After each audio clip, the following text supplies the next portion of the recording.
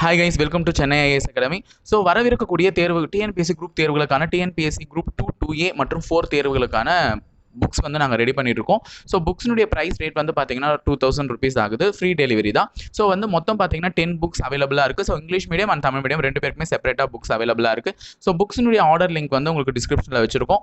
மேற்கொண்டு புக்கை பற்றின டீட்டெயில்ஸ் உங்களுக்கு தெரியணும்னா கீழே தெரிய காண்டாக்ட் நம்பருக்கு காண்டாக்ட் பண்ணுங்கள். நீங்கள் காண்டாக்ட் பண்ண வேண்டிய நம்பர் 9043211311 அல்லது 9043211411. தேங்க்யூ. ஹாய் ஃப்ரெண்ட்ஸ், எல்லாருக்கும் வணக்கம். நாம் இன்றைக்கி பார்த்தோன்னா நம்பர் சிஸ்டம் அப்படிங்கிற தலைப்பிலிருந்து அதை பற்றின, அதாவது எண்ணியல்னு சொல்லுவாங்க தமிழில், அந்த தலைப்பை பற்றின தகவல்களையும் அதில் இருக்கிற ஒரு சின்ன சின்ன ப்ராப்ளம்ஸையும் வந்து நம்ம இன்றைக்கி பார்க்க போகிறோம். ஃபர்ஸ்ட் நம்ம வந்து நம்பர் சிஸ்டம்.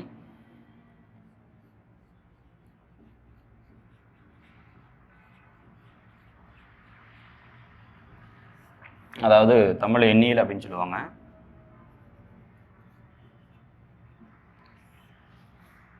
இந்த எண்ணியல் தலைப்பில் பார்த்தீங்க அப்படின்னா, அதாவது நம்ம எல்லாருமே பார்த்தோன்னா நம்மளுடைய வாழ்க்கையில் எண்களை பயன்படுத்தாதவங்க இங்கே யாருமே கிடையாது இல்லைங்களா. அதாவது நம்ம ஒவ்வொருத்தருக்குமே எண்களோட தொடர்பு தான் இருக்கும். அதாவது பிறந்தநாள், லக்கி நம்பர், இந்த மாதிரி பல்வேறு வகையில் வந்து நம்ம எண்களை வந்து பயன்படுத்திகிட்டே இருப்போம். ஸோ அந்த வகையில் இருக்கக்கூடிய அந்த எண்கள் பார்த்தோன்னா சுவாரஸ்யமான தகவல்கள், அதுக்கு என்னென்னலாம் வகைகள் இருக்குது, குறிப்பிட்ட நம்ம தேர்வு சம்மந்தப்பட்ட வகையில் நம்ம எக்ஸாம் பாயிண்ட் ஆஃப் வியூவில் இருக்கக்கூடிய ஒரு சில எண் வகையில் மட்டும் நம்ம பார்க்க போகிறோம். சரிங்களா. சரி, அதில் முதல்ல பார்த்தீங்கன்னா இருக்கக்கூடியது நேச்சுரல் நம்பர்ஸ். அதாவது தமிழில் நேச்சுரல் நம்பர்ஸ், தமிழில் இயல் எண்கள் அப்படின்னு சொல்லுவாங்க இல்லைங்களா. அதாவது இயல் எண்கள் அப்படின்னு சொல்லுவாங்க. இப்போ இந்த இயல் எண்கள் பார்த்தீங்க அப்படின்னா, எண் அப்படிங்கிற, அதாவது கேபிட்டல், இந்த நேச்சுரல் நம்பர்ஸுடைய முதல் வார்த்தை, நேச்சுரலுடைய முதல் எழுத்து இருக்கு இல்லையா, என், கேபிட்டல் எண்ணை கொண்டு குறிப்பாங்க. அதாவது என் அப்படின்னா இயல் எண்களோட குறியீடு கேபிட்டல் எண். சரிங்களா. சரி, இப்போ நீங்கள் பார்த்தா அடுத்த எண் வகையும் இருக்குது. அதை பார்த்தீங்கன்னா முழு எண்கள் அப்படின்னு சொல்லுவாங்க. அதாவது ஆங்கிலத்தில் ஹோல் நம்பர்ஸ் அப்படின்னு சொல்லுவாங்க. இப்போ அதில் ஒரு குறிப்பிட்ட குழு எண்களை வந்து ஹோல் நம்பர்ஸ் அப்படின்ட்டும், ஒரு குறிப்பிட்ட குழு எண்களை இயல் எண்கள், அதாவது நேச்சுரல் நம்பர்ஸ்னு சொல்லுவாங்க. இப்போ அந்த குறிப்பிட்ட அந்த ஹோல் நம்பர்ஸ் குழு இருக்கக்கூடிய எண்களையே வந்து இவங்க நேச்சுரல் நம்பர்ஸ் சொல்லி அழைச்சிருக்கலாம். ஆனால் வந்து ஏன் இப்போ பர்டிகுலராக இந்த நேச்சுரல் நம்பர்ஸ் குழு இருக்கக்கூடிய எண்களை வந்து நேச்சுரல் நம்பர்ஸ் அப்படின்னு சொல்கிறாங்க அப்படின்னு சொல்லி பார்த்தீங்க அப்படின்னா, பொதுவாகவே இப்போ நம்ம பொதுவாக எண்ணணும் அப்படின்னு சொல்லி யாராச்சும் முயற்சி பண்ணோம்னா, நம்மளால் இயற்கையாகவே பார்த்தோன்னா, இயல்பாகவே நம்மளால் எங்கேருந்து தொடங்கும்னு சொல்லி பார்த்தோன்னா, எண்ணிலிருந்து தான் தொடங்கும் இல்லையா. எண் ஒன்றிலிருந்து தான் வந்து தொடங்குவோமே. சரிங்களா. எண் ஒன்றிலிருந்து தொடங்கி முடிவில்லாமல் எண்ணிட்டே போவோம் இல்லைங்களா. சரிங்களா. அப்படி இயல்பாகவே எண்ணுவதற்கு பயன்படக்கூடிய எண்கள் தான் வந்து என்ன சொல்கிறோம்னா இயல் எண்கள் அப்படின்னு சொல்கிறோம். சரிங்களா. ஸோ அந்த வகையில் பார்த்தோன்னா, அதாவது இயல் எண்கள், அதாவது என் இஸ் ஈக்குவல் டு இயல் எண்கள் அப்படின்னு சொல்லுவாங்க. அதாவது 1 முதல் துவங்கி 2, 3 அப்படின்னு தொடர்ந்து வரிசையாக முடிவு இல்லாமல் தொடர்ந்துக்கிட்டே போகும். சரிங்களா. இந்த செட் ஆஃப் நம்பர்ஸை இயல் எண்கள் அப்படின்னு சொல்லுவாங்க. சரிங்களா. ரெண்டாவதாக பார்த்தீங்க அப்படின்னா ஹோல் நம்பர்ஸ். ஹோல் நம்பர்ஸ், இந்த ஹோல் நம்பர்ஸ் தமிழில் பார்த்தீங்கன்னா முழு எண்கள். முழு எண்கள் அப்படின்னு சொல்லுவாங்க. சரிங்களா. இப்போ அதே இந்த ஹோல் நம்பர்ஸோட குறியீடு பார்த்தீங்கன்னா இது W அப்படிங்கிற சொல்லி ஆங்கில எழுத்தில் வந்து குறிப்பாங்க. W அப்படின்னா ஹோல் நம்பர். இந்த ஹோல் நம்பர்ஸ் பார்த்தீங்கன்னா இயல் எண்கள் இருக்கு இல்லைங்களா. அந்த இயல் எண்களோட பூஜ்ஜியத்தை சேர்க்க இந்த இயல் எண்கள் வந்து முழுமை அடைகிறது அப்படின்னு சொல்கிறாங்க. அதனால் வந்து இந்த இயல் எண்களோட பூஜ்ஜியங்களை சேர்க்க கிடைக்கிறது முழு எண்கள். சரிங்களா. அப்போது இயல் எண்கள் இஸ் ஈக்குவல், அதாவது W இஸ் ஈக்குவல் டு இயல் எண். சரி, முழு எண்கள். இந்த முழு எண்கள் பார்த்தீங்கன்னா 0, 1, 2, 3ன்னு அப்படியே தொடர்ந்து முடிவு இல்லாமல் நின்றுக்கிட்டே போகும். சரிங்களா. இந்த செட் ஆஃப் நம்பர்ஸை முழு எண்கள் அப்படின்னு சொல்லுவாங்க. சரிங்களா. மூணாவதாக பார்த்தீங்கன்னா இன்டிஜர்ஸ் அப்படின்னு சொல்லுவாங்க. சரிங்களா. ஆங்கிலத்தில் இன்டிஜர்னு சொல்லுவாங்க, தமிழில் முழுக்கள் அப்படின்னு சொல்லுவாங்க. நீங்கள் இங்கே வித்தியாசம் பார்த்தீங்கன்னா முழு எண்கள் வேற, முழுக்கள் வேற. சரிங்களா. அதாவது இன்டிஜர்ஸ், இந்த இன்டிஜர்ஸ் பார்த்தீங்க அப்படின்னா தமிழில் முழுக்கள் அப்படின்னு சொல்லுவாங்க. முழு எண்கள் வேற, முழுக்கள் வேற. முழுக்களை 2 வகையாக பிரிச்சிருப்பாங்க. ஒன்று வந்து பார்த்தீங்க அப்படின்னா பாசிட்டிவ் இன்டிஜர்ஸ், பாசிட்டிவ் இன்டிஜர்ஸ் அப்படின்னு சொல்லுவாங்க. இன்னொன்று பார்த்தீங்கன்னா நெகட்டிவ் இன்டிஜர்ஸ்.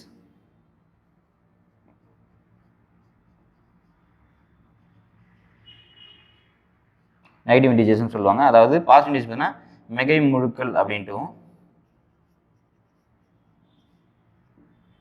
நெகட்டிவ் இன்டிஜர்ஸ் பார்த்தீங்கன்னா குறை முழுக்கள் அப்படின்னு சொல்லுவாங்க. அப்படின்னு சொல்லுவாங்க. இப்போ இந்த பாசிட்டிவ் இன்டிஜர்ஸ் பார்த்தோன்னா நமக்கு தெரியும் 1 2 3 4 அப்படின்னு தொடர்ந்து முடியலாமல் நீட்டிகிட்டே போகும் இதோட வரிசையும். அதே போல் குறை முழுக்கள் பார்த்தோன்னா நெகட்டிவ் சிம்பிள் கழித்தல் சிம்பிள் கொண்டு வரும், அதாவது குறை எண்களாக இருக்கும் -2 -3 அப்படின்னு சொல்லிட்டு -∞ வரைக்கும் நீண்டுகிட்டே போகும். சரிங்களா? சரி, இப்போ என்ன கேள்வி அப்படின்னு சொல்லி பார்த்தீங்கன்னா, பூஜ்ஜியமானது முழுக்களை சார்ந்ததா இல்லையா அப்படின்னு சொல்லி ஒரு கேள்வி இருக்கும். சரிங்களா? பூஜ்ஜியமானது முழுக்களை சார்ந்தது தான். அப்போ பூஜ்ஜியமானது முழுக்களை சார்ந்தது அப்படின்னா அது வந்து குறை முழுவா மிகை முழுவா அப்படின்னு சொல்லி ஒரு கேள்வி இருக்கும். அதாவது பாசிட்டிவ் இன்டிஜரா நெகட்டிவ் இன்டிஜரா, 0 is a positive integer nor negative இன்டிஜரா அப்படின்னு சொல்லி ஒரு கேள்வி இருக்கும். பார்த்தீங்கன்னா அது பாசிட்டிவ் இன்டிஜரும் இல்லை நெகட்டிவ் இன்டிஜரும் இல்லை, ஆனால் இன்டிஜர் அப்படின்னு சொல்லி சொல்லுவாங்க. சரிங்களா? சரி, அடுத்ததாக பார்த்தோன்னா 4வது பார்த்தீங்கன்னா நமக்கு ஆல்ரெடி தெரிஞ்சது தான், அதாவது ஆட் நம்பர்ஸ் அப்படின்னு சொல்லுவாங்க. இந்த ஆட் நம்பர்ஸ் பார்த்தீங்கன்னா தமிழில் ஒற்றைப்படை எண்கள் அப்படின்னு சொல்லி சொல்லுவாங்க. இந்த ஒற்றைப்படை எண்கள் பார்த்தீங்க அப்படின்னா ஒற்றைப்படையில் அமைஞ்சிருக்கு, அதாவது 1 3 5 7 9 11 இப்படி நீண்டிகிட்டே போகும், முடிவில்லாமல் ஒரு ஒற்றைப்படை வரிசையை அமைக்கும். சரிங்களா? அதாவது கிட்டத்தட்ட 2ஆல் முழுமையாக வகுப்படாத எண்களை வந்து நம்ம ஒற்றைப்படை எண்கள் அப்படின்னு சொல்லி சொல்லலாம். அதாவது numbers which are not exactly divisible by 2 are called as odd numbers அப்படின்னு சொல்லி சொல்லலாம். சரிங்களா? அடுத்ததாக பார்த்தோம் அப்படின்னா 5வதா இரட்டைப்படை எண்கள், அதாவது ஈவன் நம்பர்ஸ் அப்படின்னு சொல்லி சொல்லுவாங்க. சரிங்களா?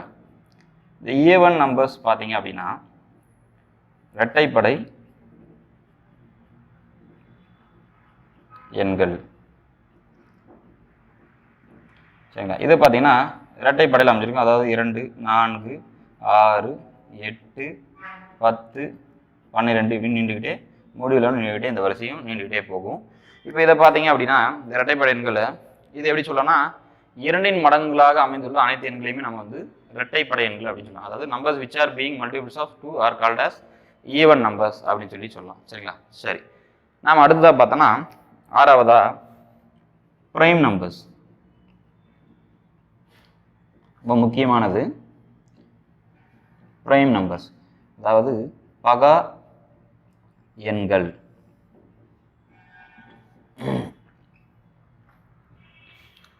இந்த பகா எண்கள் பார்த்தீங்கன்னா ஒரு இலக்கணம் இருக்கும், ஒரு டெஃபினேஷன் இருக்கும். என்னன்னு சொல்லி பார்த்தீங்கன்னா, அதாவது பகா எண்கள் என்னப்படுவை என்னன்னு சொல்லி பார்த்தீங்கன்னா எண் ஒன்றுக்கு மேற்பட்ட எண்கள், ஏதாவது நம்பர் 1 இருக்கு இல்லைங்களா, அந்த 1க்கு மேலே இருக்கக்கூடிய எண்களில் எண் ஒன்றுக்கு மேற்பட்ட எண்களில் 1 மற்றும் அதே எண்ணால் மட்டுமே வகுப்படக்கூடிய எண்களை நம்ம பகா எண்கள் அப்படின்னு சொல்லி சொல்லுவோம். சரிங்களா?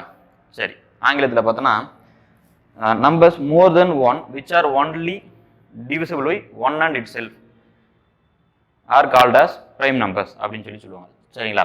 சரி, இந்த பகா எண்கள் பார்த்தீங்க அப்படின்னா 10க்கு கீழே இருக்கக்கூடிய பகா எண்கள்னா எக்ஸாம்பிளுக்கு 2 3 5 7 இதே பார்த்தீங்கன்னா அதுக்கப்புறமா பார்த்தீங்கன்னா 10க்கு அப்புறமா பார்த்தீங்கன்னா 11 13 இப்படியே நீண்டுகிட்டே போகுங்க. சரிங்களா? சரி, இப்படி பார்க்கும்போது அப்போ நம்ம பார்க்கும்போதே தெரியும், அப்போ 1 வந்து இந்த பகையன் வரிசையில் இடம்பெறலை, அப்போ 1 பகையன் கிடையாது. சரிங்களா? அதே போல் பார்த்தோம் அப்படின்னா முதல்ல வரக்கூடிய பகையன் எது 2. அப்போ 2க்கு என்ன சிறப்புன்னு சொல்லி பார்த்தீங்கன்னா மிகச்சிறிய பகையன், ஸ்மாலஸ்ட் பிரைம் நம்பர் இஸ் 2 அப்படின்னு சொல்லி சொல்லலாம். மிகச்சிறிய பகையன் 2. சரிங்களா? சரி, அதை மட்டும் இல்லாமல் பார்த்தோம் அப்படின்னா 2க்கு இன்னொரு சிறப்பு இருக்கு. என்ன சொல்லினா, அதாவது பகா எண்ணாக இருக்கக்கூடிய ஒரே இரட்டைப்படை எண் 2 மட்டுமே அப்படின்னு சொல்லி சொல்லுவாங்க. பகா எண்ணாக இருக்கக்கூடிய ஒரே இரட்டைப்படை எண் 2 மட்டுமே. அது மட்டும் இல்லாமல் அதாவது only even prime number is 2 அப்படின்னு சொல்லி சொல்லலாம். சரிங்களா? சரி, அதுக்கப்புறமா பார்த்தீங்கன்னா எண் 100க்கு கீழே இருக்கக்கூடிய பகா எண்களின் எண்ணிக்கை அப்படின்னு சொல்லி ஒரு கேள்வி இருக்கும். சரிங்களா? அதாவது பிரைம் நம்பர்ஸ் பிலோ 100 ஆர் அப்படின்னு சொல்லி கேட்பாங்க. மொத்தம் பார்த்தீங்கன்னா 25 பகா எண்கள் 100க்கு கீழே இருக்கு. சரிங்களா? அது 1 முதல் 100 வரைக்கும் பார்த்தீங்கன்னா மொத்தம் 25 பகா எண்கள் உள்ளன. சரிங்களா? சரி, எண் 50க்கு கீழே பார்த்தோன்னா மொத்தம் பகா எண்களோட எண்ணிக்கை பார்த்தீங்கன்னா மொத்தம் 15. அதாவது பிரைம் நம்பர்ஸ் பிலோ 50 ஆர் பார்த்தீங்கன்னா 15. சரிங்களா? 15.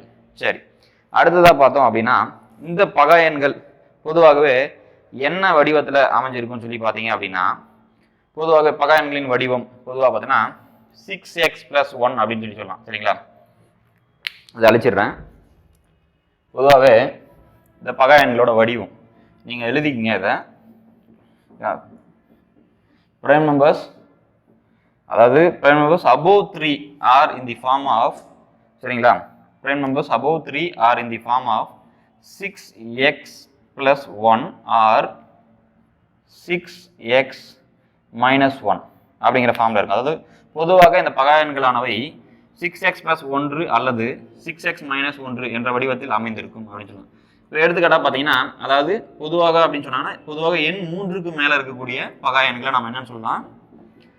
பொதுவாக எண் 3க்கு மேலே இருக்கக்கூடிய பகா எண்களை நம்ம 6x plus 1 or 6x minus 1 அப்படின்னு சொல்லலாம். சரிங்களா?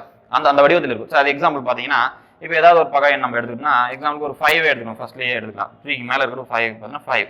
இது என்ன வடிவத்தில்? இது ஒரு பகா எண். இது என்ன வடிவத்தில் இருக்குன்னு பார்த்தீங்கன்னா 6x minus 1 அப்படிங்கிற ஃபார்மேஷன்ல இருக்கு. பார்த்தீங்கன்னா அதாவது 6x minus என்ற வடிவத்தில் இருக்கு.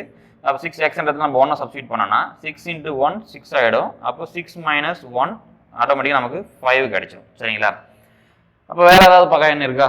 பார்த்தீங்கன்னா எக்ஸாம்பிளுக்கு ஒரு 13 எடுத்துப்போமே. சரிங்களா? இப்போ 13 என்ன ஃபார்மேஷன்ல இருக்கு அப்படின்னு சொல்லி பார்த்தீங்கன்னா, இப்போ 13 ஒரு பிரைம் நம்பர். அது பார்த்தீங்கன்னா 6x சரிங்களா பிளஸ் 1 அப்படிங்கிற ஃபார்மேஷன்ல இருக்கு. இப்போ 6 பார்த்தீங்கன்னா எக்ஸ் அப்படிங்கிறத நம்ம 2 சப்ஸ்டிட் பண்ணலாம். பிளஸ் 1 6 into 2 12 வரும். பிளஸ் 1 போட்டிங்கன்னா நமக்கு 13 கிடைச்சிடும். சரிங்களா? சரி, இப்போ நமக்கு இன்னொரு விஷயம் தெரியணும். பகா எண் அப்படின்னாலே கண்டிப்பா, அதாவது பிரைம் நம்பர்னா கட்டாயமா 6x plus 1 or 6x minus 1 அப்படிங்கிற ஃபார்மேஷன்ல இருக்கும். அப்போ 6x plus 1 or 6x minus 1 அப்படிங்கிற ஃபார்மேட்ல இருக்கக்கூடியது எல்லாமே பகா எண் அப்படின்னு சொல்லி கேட்டீங்கன்னா கிடையாது. சரிங்களா? பகா எண்ணா கண்டிப்பா 6x plus 1 or 6x minus 1 அப்படிங்கிற ஃபார்மேஷன்ல இருக்கும். ஆனா அந்த ஃபார்மேஷன்ல இருக்கக்கூடிய எல்லா எண்களுமே நமக்கு பகா எண்கள் கிடையாது. எக்ஸாம்பிளுக்கு எடுத்தீங்கன்னா 25. சரிங்களா? இப்போ 25 எடுத்துக்கிட்டீங்கன்னு வச்சுக்கோங்க. 25 ஒரு பகா எண் கிடையாது இல்லையா? ஏன்னா 5ஆல் வகுப்படும் இல்லைங்களா? அப்பயே பார்த்தீங்கன்னா எனக்கு பகா எண்ணுக்கான அந்த டெஃபினிஷனை அதை சாட்டிஸ்ஃபை பண்ணாது. அப்போ பார்த்தீங்கன்னா 25 பார்த்தீங்கன்னா நான் காமனாகவே 6x plus 1 அப்படிங்கிற ஃபார்மேஷனில் இருக்கும். சரிங்களா? பார்த்தீங்கன்னா 6 into 4 plus 1 25 கிடைக்கும் உங்களுக்கு. 6 into 4 24 plus 1 25 கிடைக்கும். சரிங்களா? சரி, அப்போ நம்ம ஒரு உண்மையை புரிஞ்சுக்கலாம். பகா எண்ணா கண்டிப்பாக இந்த ஃபார்மேஷனில் இருக்கும். ஆனால் இந்த ஃபார்மேஷனில் இருக்கக்கூடியது எல்லாமே, அதாவது இந்த ஃபார்மேஷனில் இருக்கக்கூடிய எல்லாமே பகா எண் அல்ல அப்படிங்கிறத நம்ம புரிஞ்சுக்கலாம். சரிங்களா? சரி, எப்படி சார் அது நீங்கள் வந்து எக்ஸ் அப்படிங்கிறது இங்கே 1 சப்ஸ்டிட் பண்ணீங்க, இங்கே 4 சப்ஸ்டிட் பண்ணீங்க, இங்கே 2 சப்ஸ்டிட் பண்ணி கேட்டீங்கன்னா ஒன்றுமே இல்லைங்க. ஒரு பகா எண் கிடைக்குதா உங்களுக்கு தெரியுதுங்களா? ஏதோ ஒரு பகா எண் தெரியுதுங்களா? ஜஸ்ட் ப்ளஸ் 1 போட்டு பாருங்க, 6ஆல் வகுப்படுதான்னு பாருங்க. சரிங்க, வகுப்படி எத்தனை முறை வகுப்படுது அதுதான். இப்போ எக்ஸாம்பிளுக்கு நான் வந்து இங்கே 13 சூஸ் பண்ணேன். ப்ளஸ் 1 போட 14 6ஆல் டிவிசிபிள் ஆகுது. அதெல்லாம் நான் எடுக்கல. -1 பண்ணி பார்த்தேன். அப்போது 12 இருக்குது, 6ஆல் 2 டைம்ஸ். அப்போ கண்டிப்பாக 6 into 2 12 plus 1 அப்படின்னு இருக்கு. அப்போ 6 into xன்னு சொல்லி அந்த x இடத்துல நான் 2 சப்ஸ்டிட் பண்ணி +1 போடுவேன். அவ்வளோதான். சரிங்களா? சிம்பிள்.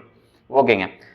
இப்போ பகா எண் இந்த ஃபார்மேஷன் இருக்கும். சரி, அடுத்ததாக பார்த்தோன்னா உங்களுக்கு கேள்விகள் எப்படி வரலாம் அப்படின்னு சொல்லி பார்த்தீங்கன்னா, பகா எண்ணில் கீழ்கண்டவைகளில் பகா எண்ணை தருக. Below which are the prime numbers அப்படின்னு சொல்லி கேட்பாங்க. சரிங்களா? அதை choose the below which are prime number அப்படின்னு சொல்லி கொஸ்டின்ஸ் இருக்கும். சரிங்களா? 4 ஆப்ஷன் கொடுத்துட்டு அதில் பிரைம் நம்பரை சூஸ் பண்ண சொல்லி சொல்லுவாங்க. ஒரு 3 டிஜிட் பிரைம் நம்பர்ஸ் கொடுத்துட்டு உங்களுக்கு கண்டுபிடிக்க சொல்லுவாங்க. சரிங்களா? சரி, இப்போ எக்ஸாம்பிளுக்கு பார்த்தோன்னா இப்போ ஒரு 91 நம்ம எடுத்துக்கிட்டோம்னு வச்சுங்க. 91 இருக்குது. இந்த 91 நம்ம எடுத்துக்கிட்டோம்னா, இந்த 91 ஒரு பகா எண் அப்படின்னு சொல்லி பார்த்தீங்கன்னா, பகா எண்ணா அப்படின்னு சொல்லி பார்த்தீங்கன்னா நம்ம செக் பண்ணலாம் பிரைம் நம்பரா இல்லையா அப்படின்னு சொல்லி. சரிங்களா? முதல்ல பார்க்கணும். சரிங்களா? முதல்ல 91 செக் பண்ணால் ஓரளவு ஈஸியாக சொல்லிடலாம். செக் பண்ணி பார்த்தோன்னா நமக்கு தெரியும். சரிங்களா? சரி, பார்க்கலாம். இப்போ பொதுவாக முதல்ல என்ன பண்ணோம்னா, இந்த 91க்கு ரொம்பவே நியர்பை இருக்கக்கூடிய ஒரு பர்ஃபெக்ட் ஸ்கொயர் வேல்யூ நம்ம கண்டுபிடிக்கணும். சரி, அதாவது நியராக இருக்கக்கூடிய ஒரு வர்க்க எண்ணை, முழு வர்க்க எண்ணை கண்டுபிடிக்கணும். சரிங்களா? அந்த முழு வர்க்க எண் பார்த்தீங்கன்னா, இப்போ 91க்கு நியர்பை பார்த்தீங்கன்னா ஒரு 100 ஒரு முழு வர்க்கங்களா? நம்ம தானே 10ஓட வர்க்க எண். அது என்ன பண்ணால் இப்போ வர்க்க எண்ணை முதல்ல கண்டுபிடிக்கணும். சரிங்களா? ஒரு பர்ஃபெக்ட் ஸ்கொயர் வேல்யூவை கண்டுபிடிக்கணும். கண்டுபிடிச்சு அதை என்ன பண்ணணும், அதை ரூட் எடுக்கணும். சரிங்களா? இப்போ இந்த 100 ரூட் எடுத்தோம்னா நமக்கு என்ன தெரியும்? இந்த 100 ரூட் எடுத்தோம்னா ஸ்கொயர் ரூட் எடுக்கணும். எடுத்தோம்னா நமக்கு என்ன கிடைக்கும்? 10 கிடைக்கும். ஓகே, எடுத்தாச்சு. முதல்ல நம்ம கேள்வியில் கொடுக்கப்பட்ட எண் 91, அதுக்கு நியர்பை இருக்கிற பர்ஃபெக்ட் ஸ்கொயர் வேல்யூ கண்டுபிடிக்கணும் 100. அந்த 100 ரூட் எடுக்கணும். எடுத்தாச்சு 10. அப்போ என்ன பண்ண, அதுக்கு கீழே இருக்கக்கூடிய பகா எண்களை எடுத்து எழுதிக்கணும். என்னென்ன இருக்கு? 2 3 5 7. இதுக்கு கீழே இருக்கிறது மட்டும் போதுமானது. சரிங்களா? இந்த 4 எண்கள் இருக்கு. இப்போ அடுத்ததான் என்ன பண்ணணும்னு சொல்லி பார்த்தீங்கன்னா, இந்த 4 எண்களால இதை வகுத்து பார்க்கணும். எதை? 91 2 3 5 மற்றும் 7 ஆகிய எண்களால நம்ம வகுத்து பார்க்கணும். இதுல ஏதாவது ஒரு எண்ணால இந்த 91 வகுப்படுச்சு அப்படின்னா இது வந்து பகா எண் அல்ல. ஒண்ணுதால கூட அது வகுப்படல, எஸ்கேப் ஆயிடுச்சு அப்படின்னா இது என்னதுங்க? பகா எண். சரிங்களா? சரி, செக் பண்ணி பார்ப்போம். இது 2ஆல் வகுப்படுமா பார்த்தீங்கன்னா இது வந்து பார்த்தீங்கன்னா இதனுடைய 1ஆம் ஸ்தானத்தில் அதாவது யூனிட் ஸ்பேஸில் ஈவன் நம்பர் இல்லை, அதாவது இரட்டைப்படை எண் இல்லை, அதெல்லாம் அது 2ஆல் வகுப்படாது. இப்போ 2 கிடையாது. 3ஆல் பார்த்தோன்னா நமக்கு தெரியும் ஆல்ரெடி 90 வரைக்கும் வகுப்படும், மீதி 1 வந்துடும் சரிங்களா. இல்லைன்னா அதோட கூடுதலும் 3ஆல் வகுப்படக்கூடிய எண்ணா இல்லை, 10 வருது. சரி, அதனால என்ன பண்ணலாம் நம்ம, இது கண்டிப்பாக 3ஆலையும் வகுப்படாது. சரி, 5ஆல் வகுப்படுமா அப்படின்னு செக் பண்ணி பார்த்தோன்னா 5ஆல் செக் பண்ணிங்கன்னா தெரியும், உங்களுக்கு தெரியும் அதனுடைய யூனிட் ஸ்பேஸ் அதாவது 1ஆம் ஸ்தானத்தில் 0 இல்லை 5ம் இல்லை, அதனால் அது 5ஆலையும் வகுப்படாது அப்படின்னு சொல்லி முடிவு பண்ணிடலாம். அப்போ 7ஆல் வகுப்படுமா சார் அப்படின்னு சொல்லி கேட்டிங்கன்னா செக் பண்ணி பார்ப்போம் சரிங்களா. சரி பார்க்கலாம். 7ஆல் எப்படி சொல்லி பார்க்கலாம். கிட்டத்தட்ட நீ 90க்குள்ளே பார்த்தீங்கன்னா 70 வரைக்கும் 7ஆல் வகுப்படும், மீதி 21 இருக்கும். 21 7ஆல் வகுப்படும். அப்போ கிட்டத்தட்ட அது 70 ஒரு 10 முறையும் 21 ஒரு 3 முறையும் மொத்தம் 13 முறை வகுப்படும். சரி, அப்போ 7ஆல் வகுப்படுது அப்படின்னா 91 அப்படிங்கிறது என்னதுங்க, பகு எண், பகா எண் அல்ல சரிங்களா. அப்போ ஓகே. சரி, அடுத்து ஒரு நம்பர் நீங்கள் கண்டுபிடிங்க பார்க்கலாம். 191 இது வந்து பகு எண்ணா பகா எண்ணா அப்படின்னு சொல்லி நீங்கள் கண்டுபிடிக்கணும். என்ன மெத்தேடு, ஆல்ரெடி நம்ம இப்போ இங்கே என்ன யூஸ் பண்ணணும், 91 நியர்பை என்னதுங்க பர்ஃபெக்ட் ஸ்கொயர் வேல்யூ எடுத்துக்கிட்டு அதை ரூட் எடுத்து அதுக்கு கீழே இருக்கக்கூடிய என்னதுங்க அதாவது பகா எண்களை தேர்ந்தெடுத்து அந்த பகா எண்களால் அதை வகுத்து பார்த்தோம். ஏதாவது ஒன்றுத்தால வகுப்பட்டால் கூட அது வந்து பகா எண் அல்ல, எதுலையுமே வகுப்படலை அப்படின்னா அதை பகா எண்ணை நம்ம தேர்ந்தெடுக்கலாம் சரிங்களா. அதாவது பிரைம் நம்பரை நம்ம தேர்ந்தெடுக்கலாம். இப்போ 191 நீங்கள் செக் பண்ணி பாருங்கள் உங்களால் முடியுதான்ட்டு. நான் இப்போ உங்களுக்கு அதை நான் சால்வ் பண்ணி கொடுக்குறேன். இப்போ பார்த்தோம் அப்படின்னா 191 சரிங்களா. 191 நம்ம சூஸ் பண்ணிக்கிட்டோம். இப்போ நியரஸ்ட் பர்ஃபெக்ட் ஸ்கொயர் வேல்யூ என்னங்க, என்ன 197. எஸ் ஆமாம், 196 நாம் எடுத்துக்கிட்டோம் சரிங்களா. சரி, இந்த 196 இப்போ என்ன பண்ணணும், வர்க்க மூலம் காணணும் சரிங்களா, அதாவது ரூட் எடுக்கணும், ஸ்கொயர் ரூட் எடுக்கணும். 196 ஸ்கொயர் ரூட் எடுத்து நமக்கு என்ன கிடைக்கும், 14 சரிங்களா. ஓகே, 14க்கு கீழே கூடிய பகா எண்கள் என்னென்ன பார்க்கலாங்களா. பிரைம் நம்பர் சொல்லுங்க பார்க்கலாம். Prime number below 14 are 2, 3, 5, 7 and 11 and 13 இத்தனை எண்கள் இருக்குது சரிங்களா. செக் பண்ணி பார்ப்போமா. ஓண்ணா 2ஆல் வகுப்படுமா, வகுப்படாது. ஏன்னா இதனுடைய 1ஆம் ஸ்தானத்தில் இரட்டைப்படை எண்ணும் இல்லை, 0மோ இல்லை சரிங்களா. ஈவன் நம்பரோ ஆர் 0வோ இல்லை, அதனால இது 2ஆல் டிவிசிபிள் ஆகாது. சரி, அடுத்த 3ஆல் ஆகுமா. சம்மு பார்த்தீங்கன்னா நமக்கு இது 11 கிடைக்குது. ஆர் இதோடைய பார்த்தீங்கன்னா நமக்கு தெரியும், ஆட்டோமேட்டிக்காக தெரியுது சரிங்களா. அதனால் அது 3ஆல் வகுப்படல அதோட சம்மு, அதனால் அது 3ஆலையும் வகுப்படாது. 5ஆல் வகுப்படுமா, வகுப்படாது. ஏன்னா இதனுடைய 1ஆம் ஸ்தானம் 0மோ அல்லது 5ஆவோ இல்லை. சரி, 7ஆல் வகுப்படுமா செக் பண்ணி பார்த்தலாம். 140 வரைக்கும் 7ஆல் வகுப்படும். மீது நமக்கு என்ன இருக்கும், 140 போயிடுச்சுன்னா 191ல் 51 இருக்கும் இல்லையா. இப்போ அந்த 51 7ஆல் வகுப்படுமா, படாது சரிங்களா. அப்போ ஆட்டோமேட்டிக்காக என்ன சொல்லலாம், இந்த 191 7ஆல் வகுப்படாது. சரி, 11ஆல் இதை வகுப்படுமா பாருங்க. 11ஆல் பார்த்தீங்கன்னா 110 வரைக்கும் 11ஆல் வகுப்படும். 110 வரைக்கும் 11ஆல் டிவிசிபிள் ஆகும். ரிமைனிங் என்ன இருக்கு, 81 இருக்கு. 81 11ஆல் ஆகுமா, 88 தான் ஆகும் சரிங்களா. 81 ஆகாது. அப்போ என்ன பண்ணலாங்க, நம்ம ஆட்டோமேட்டிக்காக 11ஆலையும் டிவிசிபிள் ஆகாது அப்படின்னு சொல்லி முடிவு பண்ணிடலாம். சரி, அடுத்து எடுக்கலாங்க. அடுத்து என்ன இருக்கு, 13 இருக்கு. 13ஆல் செக் பண்ணலாங்களா. 13 பார்த்தா 130 வரைக்கும் டிவிசிபிள் ஆகும். ரிமைனிங் நமக்கு 61 இருக்கும். 61 13ஆல் டிவிசிபிள் ஆகுமா, 61 31ஆல் சரி 13ஆல் வகுப்படுமா அப்படின்னு சொல்லி பார்த்தோன்னா வகுப்படாது. ஏன்னா 65 தான் வகுப்படும், 61 வகுப்படாது சரிங்களா. சரி, அப்போ 61 வகுப்படாது அப்படின்னா இது 13ஆல் 191 வகுப்படாது. அப்போ இங்கே இருக்கக்கூடிய அதாவது 14க்கு கீழே இருக்கக்கூடிய எந்த பகா எண்ணாலும் இது வகுப்படாதால 191 என்னதுங்க நமக்கு என்னன்னு சொல்லலாங்க, அதை பகா எண் அப்படின்னு சொல்லி சொல்லலாம் சரிங்களா. சரி, இப்போ பகா எண் முடிஞ்சாச்சு. அதாவது பகா எண்ணில் என்னென்னலாம் பார்த்தோம் நம்ம. ஃபஸ்ட்டு பகா எண்ணா என்ன, பகா எண்ணா என்ன சரிங்களா. அதாவது numbers more then 1 which are only divisible by 1 and itself are called as prime numbers அப்படின்னு சொல்லி பார்த்தோம். அதாவது தமிழில் சொன்னோன்னா எண் ஒன்றுக்கு மேற்பட்ட எண்களில் 1 மற்றும் அதே எண்ணால் மட்டுமே வகுப்படக்கூடிய எண்களை நம்ம பகா எண்கள் அப்படின்னு சொல்லி சொல்லுவோம் சரிங்களா. சரி, அடுத்து வேற என்ன பார்த்தோம், மிகச்சிறிய பகா எண் 2, லீஸ்ட் பிரைம் நம்பர் இஸ் 2. 2க்கு இன்னொரு சிறப்பு பார்த்தோன்னா only even prime number is 2 சரிங்களா. அதாவது இரட்டைப்படை எண்ணாக இருக்கக்கூடிய ஒரே பகா எண் 2 மட்டுமே சரிங்களா. சரி, அப்போ நிறைய பார்த்தோம், அந்த ஃபார்மேஷன் பார்த்தோம் 6x + 1 or 6x - 1 இருக்கும். ஆனால் 6x + 1 or 6x - 1 ஃபார்மெட்டில் இருக்கக்கூடிய எல்லா எண்ணுமே பகா எண் கிடையாதுன்னு சொல்லி அதுக்கு எக்ஸாம்பிள் பார்த்தோம். அடுத்ததாக பகா எண்ணை கண்டறிதல். இந்த விஷயங்கள் பார்த்தோம். இது சார்ந்த கேள்விகள் பொதுவாகவே தேர்வில் கேட்கப்படும் அடிக்கடி. சரி, அடுத்து பகா எண்ணை முடிச்சாச்சு.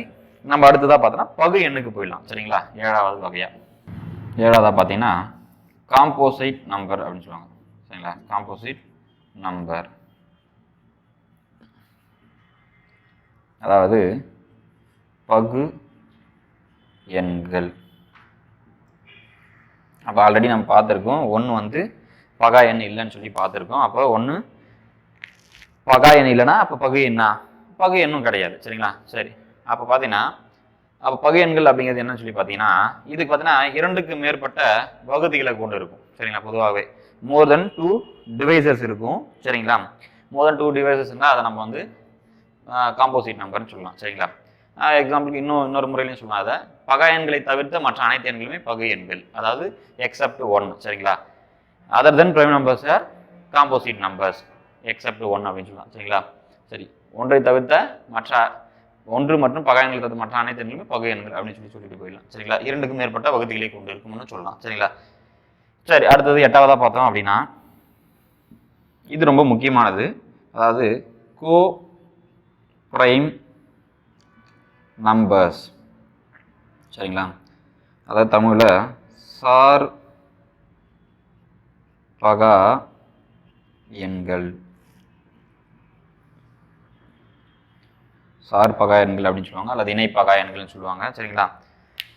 முதல்ல டெஃபினிஷன் எழுதிக்கிங்க. அதுக்கு முன்னாடி உங்களுக்கு எல்சிஎம் HCF அதாவது மீபேவா எடுக்க தெரிஞ்சிருந்தா இது சுலபமாக உங்களால் புரிஞ்சிக்க முடியும். அப்படி இல்லைன்னா மீபேவா அந்த தலைப்பு எடுக்கும்போது இதை பற்றி இன்னும் விரிவாகவே வந்து விளக்கப்படலாம். இப்போ எண்ணியல் அப்படின்னு தலைப்பின் கீழே அதோட எண் வகைகள் பார்க்குறப்ப நம்ம கட்டாயமாக அதை பற்றி பார்த்தாகணும். சரி, அதாவது சார் பகா எண்கள், இணை பகா எண்கள், அதாவது கோப்ரைம் நம்பர்ஸ்னு சொல்லுவாங்க. சரிங்களா? முதல்ல டெஃபினிஷன் நோட் பண்ணிக்கிங்க. சரிங்களா? அதாவது டெஃபினிஷன் பார்த்தீங்கன்னா, a pair of numbers எழுதிக்கலாம் நீங்க. சரிங்களா? a pair of numbers which are have their highest common factor as 1 are called as co-prime அப்படின்னு சொல்லலாம். சரிங்களா? அதாவது a pair of numbers which have their highest common factor as 1 are called as co-prime numbers. அதாவது எந்த இணை எண்களின் மீபேவா ஆனது எண் 1ஆக அமைந்துள்ளதோ அவ்விணை எண்களை நம்ம என்னன்னு சொல்லலாங்க? நம்ம கோப்ரைம் நம்பர்ஸ் அப்படின்னு சொல்லலாம். சரிங்களா? எந்த இணை எண்களின் மீபேவா ஆனது, மீப்பெரு பொது வகுதியானது எண் 1ஆக அமைந்துள்ளதோ அவ்விணை எண்களை நம்ம கோப்ரைம்ஸ் அப்படின்னு சொல்லலாம். பொதுவாகவே பார்த்தோன்னா தொடர் வரிசையில் அமைந்திருக்கக்கூடிய அனைத்து இயலெண் ஜோடிகளுமே பார்த்தோன்னா இந்த சார் பகா எண்களை தான் அமைந்திருக்கும். அதாவது consecutive pair of natural numbers should be a coprimes அப்படின்னு சொல்லலாம். சரிங்களா?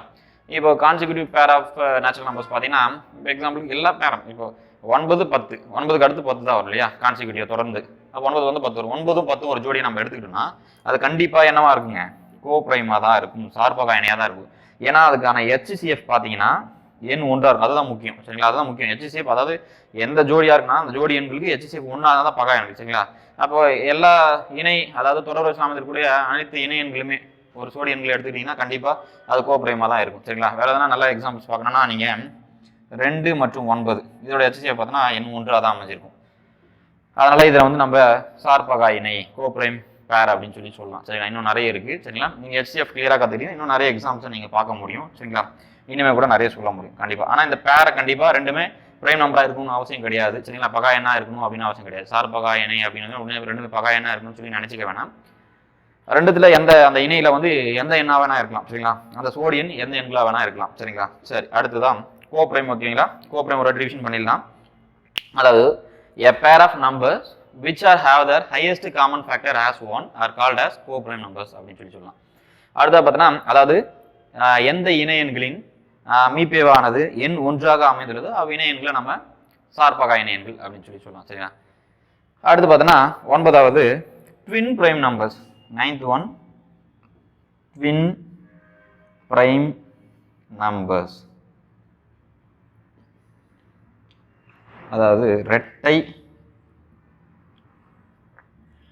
பகா எண்கள். சரிங்களா? ஒரு சின்ன வித்தியாசம் தான். அது கோப்ரைமுக்கும் சார் பகா எண்களுக்கும் இந்த இரட்டை பகா எண்கள் அதாவது ட்வின் பிரைம் நம்பர்ஸுமே ஒரு ஸ்மால் டிஃப்ரென்ஸ் தான். என்னன்னு சொல்லி பார்த்தீங்கன்னா, அங்கே வந்து எ பேர் ஆஃப் நம்பர் அப்படின்னு சொல்லியிருப்பேன். ஏ பேர்னா எனி பேர் ஆஃப் நம்பர்ஸாக இருக்கலாம், அது எந்த இணையாக வேணா இருக்கலாம். சரிங்களா? ஆனால் இங்கே ட்வின் பிரைம் நம்பர்ஸில் பார்த்தோம் அப்படின்னா அந்த பேர் என்னவா இருக்குன்னு பார்த்தீங்கன்னா டெஃபினிஷன் சொல்கிறோம், எழுதிக்கிங்க. சரிங்களா? A pair of prime numbers. சரிங்களா? ஷுட் பி பிரைம் நம்பர்ஸாக இருக்கணும். அந்த பேர் ரெண்டுமே பிரைம் நம்பர்ஸாக இருக்கணும். சரிங்களா? A pair of prime numbers which are have the difference as 2. சரிங்களா? which are have the difference as 2 are called as twin prime numbers அப்படின்னு சொல்லலாம். சரிங்களா? தமிழ்ல சொன்னீங்கன்னா எந்த இணை பகா எண்களின் வித்தியாசமானது, அதாவது வேறுபாடு வித்தியாசமானது இரண்டாக அமைந்துள்ளதோ அவ் இணை பகா எண்கள் நம்ம என்னன்னு சொல்லலாங்க, இரட்டை பகா எண்கள் அப்படின்னு சொல்லலாம். எக்ஸாம்பிள்ஸ் பார்த்தோன்னா தொடக்கத்திலே இருக்கு நமக்கு 3 மற்றும் 5. இந்த இணைக்கு பார்த்தீங்கன்னா இப்போ 3க்கும் 5 3ம் பகா எண் தான், 5ம் பகா எண் தான்.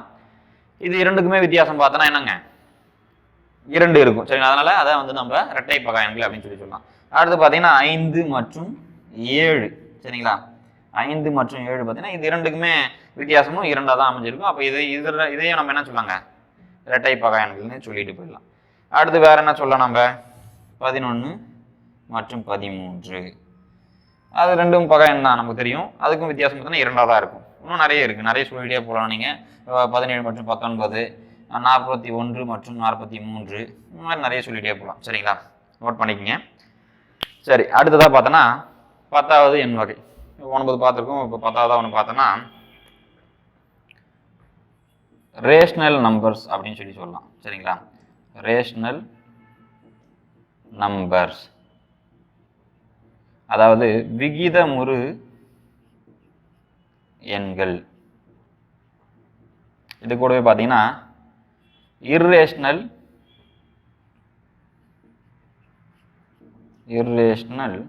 நம்பர்ஸ், விகிதமுறா எண்கள். ஓகே, இந்த விகிதமுறு எண்கள், விகிதமுறா எண்கள். இந்த விகிதமுறு எண்களோட குறியீடு பார்த்தீங்கன்னா Q அப்படின்னு சொல்லலாம். விகிதமுறா எண்களுக்கு Q டேஷ் அப்படின்னு சொல்லிடுவாங்க. சரிங்களா? சரி, என்ன சார் அது இரேஷனல் ரேஷனல் அப்படின்னு சொல்றீங்க? விகிதமுறு எண்கள், விகிதமுறா எண்கள் சொன்னா விகிதம் முறக்கூடிய எண்களை விகிதமுறு எண்கள்னும், விகிதமுறாத எண்களை விகிதமுறா எண்கள் சொல்லுவோம். அதாவது எக்ஸாம்பிளுக்கு இந்த ரேஷனல் நம்பருக்கும் இதுக்குமே வித்தியாசம் பார்த்தீங்கன்னா P/Q ஃபார்மேட்டில் நம்ம இந்த ரேஷனல் நம்பர்ஸை P/Q ஃபார்மேட்டில் எழுத முடியும். சரிங்களா? பட் ஆனால் இரேஷனல் நம்பர்ஸை P/Q ஃபார்மேட்டில் எழுத முடியாது. சரிங்களா? P/Q ஃபார்மேட்டில் ரேஷனல் நம்பர்ஸை நம்மளால் எழுத முடியும், இரேஷனல் நம்பர்ஸை எழுத முடியும். விகிதமுறைகளுக்கும் விகிதமுறைகளுக்கும் அதான் வித்தியாசம். பொதுவாகவே இன்னமும் தெளிவாக சொல்லணும்னு சொல்லி பார்த்தீங்கன்னா நம்மளால் வந்து அக்யூரேசியாக கண்டிப்பாக நிச்சயமாக அதுக்கான விடையை அக்யூரேசியோட சொல்ல முடியும். தீர்மானமான விடைகளை வந்து கண்டுபிடிக்க முடிஞ்சது ஒரு கணித செயல்பாடுகளுக்கு, மேத்தமெட்டிக்கல் ஆப்ரேஷன்ஸுக்கு விடையை ஃபைனலைஸ் பண்ண முடிஞ்சது அப்படின்னா அது ரேஷனல் நம்பர்ஸ், விகிதமுறைன்னு சொல்லலாம். விடை கண்டிப்பாக சரியான விடையை, இதுதான் அக்யூரேசியான விடை, இதுதான் கரெக்ட் அப்படின்னு பக்காவாக யாராலையுமே தீர்மானிக்க முடியாது. அத்தகைய எண்களை நம்ம விகிதமுறா எண்கள்னு சொல்லலாம். எக்ஸாம்பிள் பார்த்தீங்கன்னா இப்போ நீங்கள் இங்கே √49 எடுத்துட்டா இதோட விடை என்னது 7 அப்படின்னு அனைவருமே சொல்லுவோம் இல்லைங்களா? அப்போது அதுக்கு விடை இருந்தால் √49 ஒரு விகிதமுறை. அதுவே √2 எடுத்துக்கிட்டோன்னா கண்டிப்பாக 1.4 சம்திங் அது பாட்டுக்கு போயிட்டே இருக்கும், மாறி மாறி வந்துட்டே இருக்கும். சூழல் தசமமாக இருக்காது, சூழல் தன்மையற்ற தசமமாக அமையும். சரிங்களா? சரி, அதே பார்த்தீங்கன்னா அடுத்தது எக்ஸாம்பிளுக்கு பை. இப்போ பை பார்த்தீங்கன்னா பை ஒரு இரேஷனல் வேல்யூ. சரிங்களா? ஏன்னா இன்றைக்கி வரைக்கும் மில்லியன் கணக்காக அதை வந்து கண்டுபிடிச்சிருக்காங்க. இன்றைக்கி வரைக்கும் அது வந்து அதோட சரியான அக்யூரேசி மதிப்பு வந்து கண்டுபிடிக்க முடியல, அது வந்து வகுப்பட்டு போயிட்டே இருக்குது. சரிங்களா? சரி, அது பையனுடைய மதிப்பாக கருதப்படக்கூடிய 22/7 சொல்லுவாங்க. அது வந்து பை, அதை வந்து பார்த்தீங்கன்னா ரேஷனல் நம்பர் சொல்லுவாங்க. ஏன் அப்படின்னு சொல்லி பார்த்துங்க. இப்போ 22/7 ஒரு P/Q ஃபார்மேட்டில் இருக்குது, அதிலே நீங்கள் சொல்லிடலாம். அதனாலேயே சார் ஏன், ஏன்னா பையோட மதிப்பாச்சே, பை இரேஷனலாகவும் 20/7 வந்து நம்ம ரேஷனல் எப்படி சொல்லி எடுத்துக்கலாம் அப்படின்னு சொல்லிட்டீங்க. பையனுடைய தோராய மதிப்பு தான் 22/7. சரிங்களா? பையனுடைய அக்யூரேட் வேல்யூ கிடையாது. சரிங்களா? நிகரான மதிப்பு கிடையாது. சரிங்களா? அதனால தான் வந்து பையனுடைய தோராய மதிப்பு தான் 22/7. அதனால தான் அது வந்து ரேஷனல். அதுவும் P/Q ஃபார்மில் எழுதிட்டாங்களா, அப்பயே அது ரேஷனல் தெரிஞ்சு போச்சு.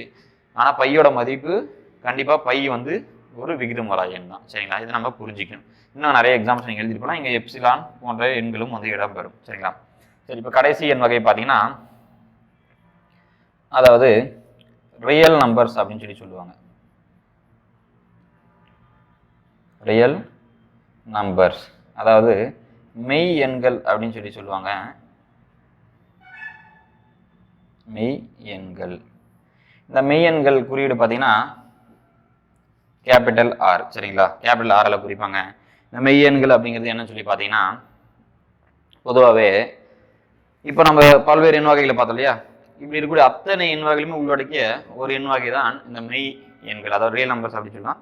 எப்படி சார் அது மொத்த எண் வகையும் வந்து உள்ளடக்கிடும் அப்படின்னு சொல்லி கேட்டிங்கன்னா பொதுவாக நமக்கு தெரியும் 1, மற்றும் 2 ஆகிய 2 எண்களுக்கு இடையே வந்து எண்கள் இருக்கான்னு கொஞ்சம் சற்று யோசிப்போம். ஆனால் உண்மையில இருக்குன்னா இருக்கு. ஏன்னா பார்த்தீங்கன்னா ஒரு 1.5 1.6 ஆகிய எண்கள் தான். 1.5 அப்படிங்கிறது ஒரு எண் தான், 1.6 அப்படிங்கிறது ஒரு நம்பர் தான். சரிங்களா? இது ரெண்டுமே பார்த்தீங்கன்னா 1 மற்றும் 2 இடையில தான் இருக்கு. அப்போ உண்மைதான். அப்போ அதுக்கு இப்போ 1.5க்கும் 1.6க்கும் இடையிலேயே நம்பர்ஸ் இருக்கா அப்படின்னு சொல்லி பார்த்தோன்னா கண்டிப்பாக இருக்கு. சரிங்களா? இப்போ அதாவது இந்த 1.5க்கும் 1.6க்கும் நடுவில் நம்பர்ஸ் இருக்கான்னு செக் பண்ணா தெரியும், இருக்கு. ஏன்னு சொல்லி பார்த்தீங்கன்னா 1.51 அண்ட் 1.59 அப்படின்னு சரி கண்டிப்பாக இந்த நம்பர்ஸ் இருக்கு. அப்போ இந்த 2 எண்களுக்கு முடிவில்லாத ஒரு எண் தொடர் வரிசை அமைஞ்சிருக்கு அப்படின்னு சொல்லி கணித அறிஞர்கள் வந்து நம்புறாங்க. அதனால அந்த எண் தொடர் வரிசையில ஒரு அதாவது அந்த எண்கள் வந்து கண்டிப்பாக விகிதமுறை எண்ணாகவும் இருக்கலாம், விகிதமுறை எண்ணாகவும் அமைஞ்சிருக்கலாம். அப்போ விகிதமுறை எண் மற்றும் விகிதமுறை எண் இரண்டையுமே உள்ளடக்கிய ஒரு எண் வகை மெய் எண்கள். மற்ற அனைத்து எண்களுமே இந்த விகிதமுறை எண் வகையா இருக்கும், இல்லை விகிதமுறை எண் வகையா இருக்கும். சரிங்களா? சரி, அப்போ அந்த வகையில எல்லா எண்களையும் உள்ளடக்கிய ஒரு எண் வகை தான் இந்த மெய் எண் வகை. சரிங்க, ஓகே. அடுத்தா பார்த்தோன்னா இன்னும் பல்வேறு கேள்விகள் கேட்கப்படலாம்.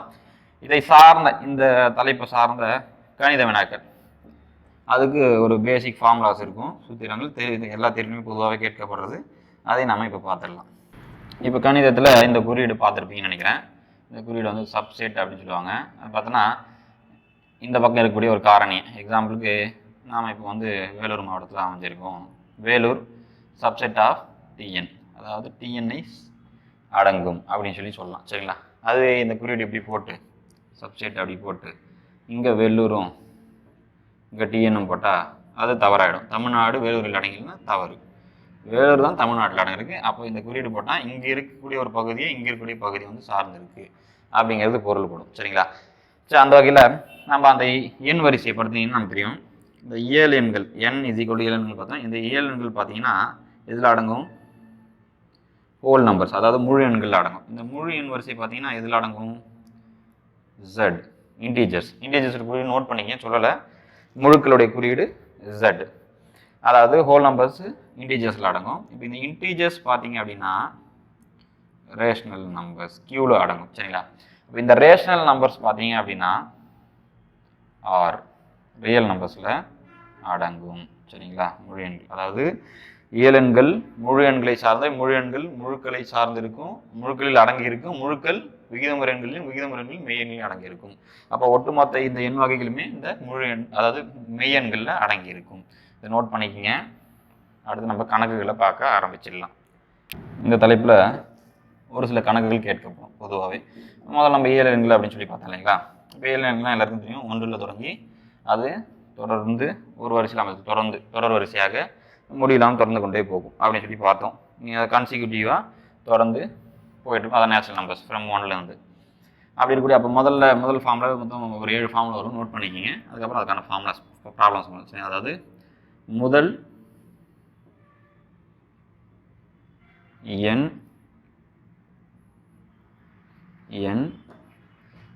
இயல் எண்களின் கூடுதல்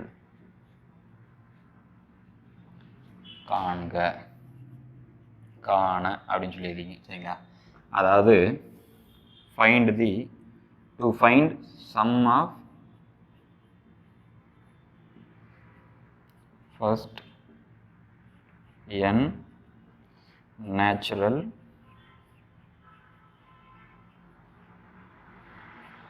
numbers. சரிங்களா? முதல் n இயல் எண்களின் கூடுதலை காண, sum of first n natural numbers.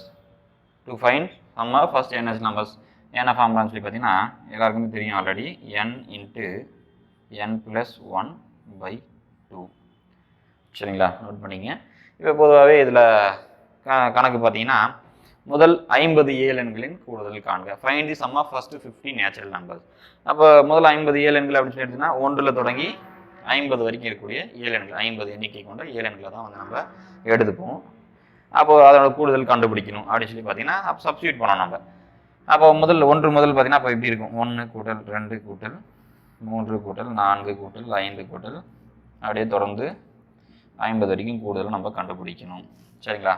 சரி, இப்போ அந்த வகையில் பார்த்தோம் அப்படின்னா இப்போ n அப்படிங்கிறது என்னன்னு பார்த்தீங்கன்னா n அப்படிங்கிறது மொத்த உறுப்புகளின் எண்ணிக்கை அப்படின்னு சொல்லி நோட் பண்ணிக்கோங்க. n அப்படிங்கிறது டோட்டல் நம்பர் ஆஃப் டேர்ம்ஸ். சரிங்களா? அதாவது மொத்த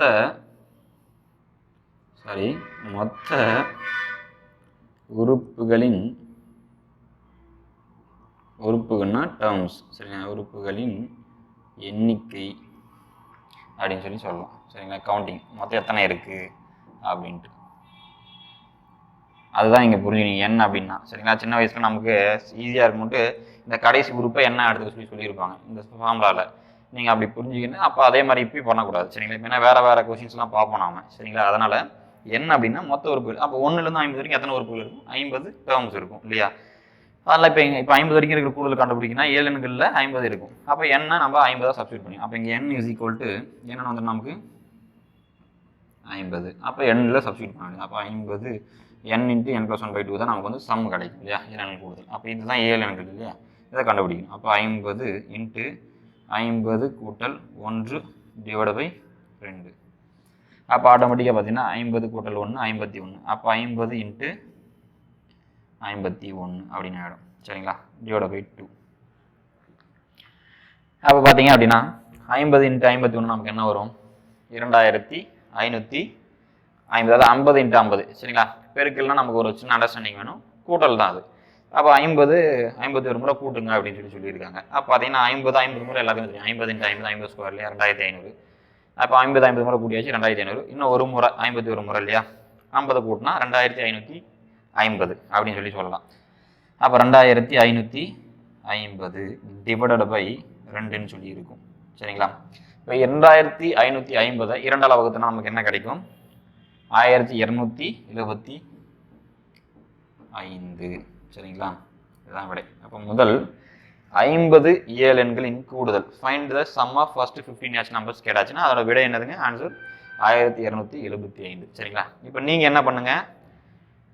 முதல் 100 இயல் எண்களின் கூடுதல் கண்டுபிடிங்க. சரிங்களா? முதல் 100 இயல் எண்களின் கூடுதல் காண்க.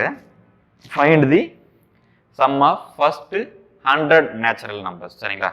எழுதிக்கங்க. ஃபார்முலா ஆல்ரெடி பார்த்தாச்சு. Number n × n+1/2. இங்கே n அப்படிங்கிறது டோட்டல் நம்பர் ஆஃப் டேர்ம்ஸ், மொத்த உறுப்புகளோட எண்ணிக்கை. அதாவது 1 முதல் 7 எண்கள் சொன்னால் 1 50 முதல் 50 எண்கள். அப்போ 1 முதல் 100 வரைக்கும் இருக்கும். அதில் மொத்தம் எத்தனை உறுப்புகள் இருக்குன்னு நீங்கள் பார்த்து சம்ம சால்வ் பண்ணுங்க. சரிங்களா? அதாவது find the sum of first 100 natural numbers. முதல் 100 இயல் எண்களின் கூடுதல் கண்டுபிடிங்க. சரிங்களா? இப்போ நம்ம பார்க்கலாம். சரி, என்ன கொடுத்துருங்க? 100 இயல் எண்கள் இல்லையா? முதல் 100 இயல் எண்களோட கூடுதல். அது அந்த எண் வரிசை எப்படி அமைஞ்சிருக்கும் பார்த்தீங்கன்னா தெரியும். சேம் இதே ஃபார்மில் தான் யூஸ் பண்ண போகிறோம். எப்படி இருக்கும் அது? 1 கூட்டல் 2 கூட்டல் 3 கூட்டல் 4 கூட்டல் அப்படியே கூட்டல் 100 ஈக்குவல் டு என்னன்னு சொல்லி நம்ம கண்டுபிடிக்க போகிறோம். சரிங்களா? அப்போ இங்கே என்ன எத்தனை இருக்குது மொத்தம்? n என்ன ஆயிடுச்சுங்க? n equal to 100. n is equal to 100 ஆயிடுச்சு. அப்போ எடுத்து சப்ஸ்டியூட் பண்ண வேண்டியது. அப்போ n × n+1/2. 100 × 100 + 1/2. அப்போ ஆல்ரெடி நமக்கு தெரியும் 101 × 100 அப்படின்னு ஆயிடுச்சு. 101 × 100 × 100 என்ன நமக்கு? 4 0 ஆகிடும். 10000 ப்ளஸ் ஒரு 100னா 10100. சரிங்களா? அப்போ என்ன ஆகிடும் நமக்கு? 10100 டிவைட் பை 2. அப்போ என்ன ஆகிடுங்க? 5050. அவ்வளோதான், முடிவு. சரிங்களா? விடை முதல் 100 இயல் எண்களின் கூடுதல் 5050. Sum of first 100 natural number வந்து 5050. சரிங்களா? சரி, அடுத்தது இரண்டாவது கேள்விக்கு இரண்டாவது ஃபார்முலாவுக்கு நம்ம மூவ் ஆகிடலாம். சரிங்களா? நாங்கள் பார்த்தீங்கன்னா அடிச்சிடலாம். முதல் இயல் எண்களின் வர்க்கங்களின் கூடுதல் காண. சரிங்களா? வர்க்கங்களின் கூடுதல் காண. Find the sum of first n natural square numbers.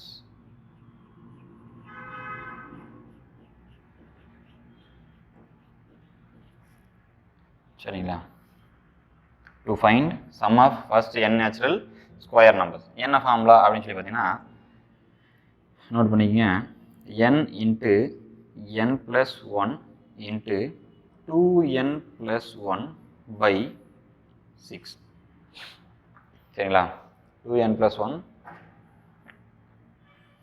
by 6. சரிங்களா? சரி, இப்போ கேள்வி பார்த்தீங்கன்னா முதல் 20 இயல் எண்களின் வர்க்கங்களின் கூடுதல் காண்க. முதல் 20 இயல் எண்களின் வர்க்கங்களின் கூடுதல் காண்க. Find the sum of first 20 natural square numbers. Find the sum of first 20 natural square numbers. அப்படின்னு சொல்லி கேள்வி இருக்கும். அப்போ எப்படி இருக்கும், அது எப்படி அமைஞ்சிருக்கும் அந்த வரிசை? 1 square plus 2 square plus 3 square plus 4 square plus 5 square plus dot dot dot till 20 square வரைக்கும் பண்ணி நம்ம ஆட் பண்ணி ஆன்சர் கண்டுபிடிக்கணும். சரிங்களா? இப்போ இதில் என்னவா இருக்கும்? கரெக்ட் தானே? என்னவா இருக்கும்? 20 ஸ்கொயர் நம்பர்ஸ்னா 20 அவனே கொடுத்துட்டான். சரி, என்ன நம்ம தேடிட்டு இருக்க தேவையில்ல. மொத்தம் எத்தனை இருக்கும்? 20 உறுப்புகள் இருக்கும் இல்லையா? 1 2 3 4 20 வரைக்கும் இருக்கும். சரிங்களா? அது ஸ்கொயர் பண்ணி 400 என்னன்னு சொல்லி எடுத்து போடுறதுங்க தப்பாயிடும். சரிங்களா? இதில் மொத்தம் எத்தனை? 20 உறுப்புகள் இருக்கும். அப்போ n ஈக்குவல் டு நமக்கு என்ன கிடைச்சதுங்க? n is equal to 20. அப்போ எடுத்து சப்ஸ்டியூட் பண்ண வேண்டியதான். அப்போ n இருக்கிறது தான் சப்ஸ்டியூட் பண்ணுங்க. n into n + 1 into 2n + 1 by 6 substitute பண்ணிங்கன்னா 20 இன்ட்டு 20 + 1 இன்ட்டு 2 இன்ட்டு 20 + 1 by 6. என்ன பண்ணலாம்? முதல்ல ப்ராக்கெட்ஸ்குள்ளலாம் சால்வ் பண்ணால் 2 இன்ட்டு 20 நமக்கு என்ன கிடச்சிடும்? 40 40 + 1 41